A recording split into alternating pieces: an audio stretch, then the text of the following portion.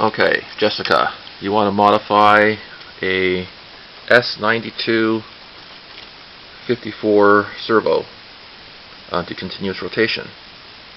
And I just happen to have mine out, and I kind of took it apart already, so I thought I'd give you a couple pointers. First off, you'll need to remove the screws from the bottom. I just turned a couple of times, and well, not a couple times, more than a couple, and I dropped the top part of the gearbox here. Let me see if I can find it on the floor. Okay, so here's the inside of the gearbox with a couple of gears missing.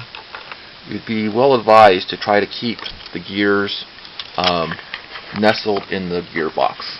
After you've taken apart a few servos, it gets easier to find where everything goes. In fact, very soon you see there's only one place for each gear there is, only one possible place. So it's not actually as hard as it looks initially, but the first time I took apart a servo, I thought, what the heck are all those gears doing? And so this is the final gear up on top, and this is the one that's going to need to be modified. It has a little plastic nib someplace on it. Let's see if I can find the leftover nib. Looks like it's just over the white servo there, the white gear.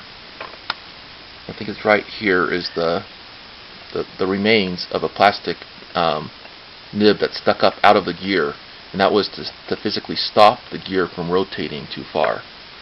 And that would stop up inside the inner gearbox, the top gearbox cover.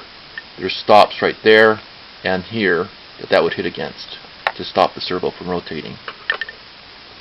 Now underneath this final gear is a potentiometer. Originally, when you initially take it apart, and so down inside there, you'll see where the potentiometer goes. Over on this side, on the left side here is where the potentiometer is. On the right side is where the motor was.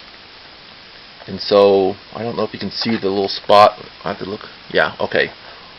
On the top center area, there's a little hole. That's where the screw went to hold the potentiometer in. So you want to remove that screw and remove the potentiometer.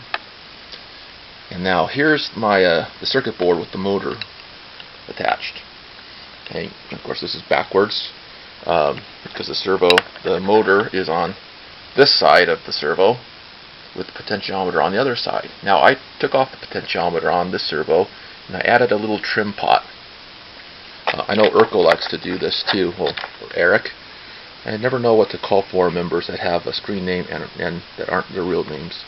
So anyway, Eric likes to put a trim pot on the instead of a potentiometer because you have finer control over the center position of the servo. But some servos, if I don't care too much about the exact center position, I'll reuse the same potentiometer that was inside the servo and just have it hanging out the side. That's not very pretty, but when I had to do a whole bunch of them, I did them like that. So you can decide what you want. Sometimes what they'll do is they'll put the potentiometer back inside the case and have a little hole that you use a screwdriver to adjust the potentiometer. So you'll have to decide what you want to do with that. And I've also seen instructions where instead of a potentiometer, they use two resistors, like two 2.5K resistors. It's an unusual resistor value. I actually have a bag of them so I could modify servos, but I soon learned resistors are not a good way to modify servos because the resistors don't always set the center position very accurately. You really ought to have a potentiometer to set the center position. But if you go with the resistors, you can always set the center by adjusting the software. Okay, so you'll need to remove the horn before you start taking things apart. I should have said that earlier.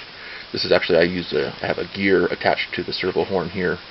I was using it to turn some things. Okay, any other questions? Yeah, you don't need to unsolder the motor. I know the instructor book says to remove the motor solder, and you don't need to do that. It should just pull out. Well, and as I think about it, it might not pull out very easily the first time, because I've taken this apart before years ago, and so you might take a little bit of prying with a screwdriver. Just carefully go around the outside of the circuit board and kind of pry it out from inside the servo case.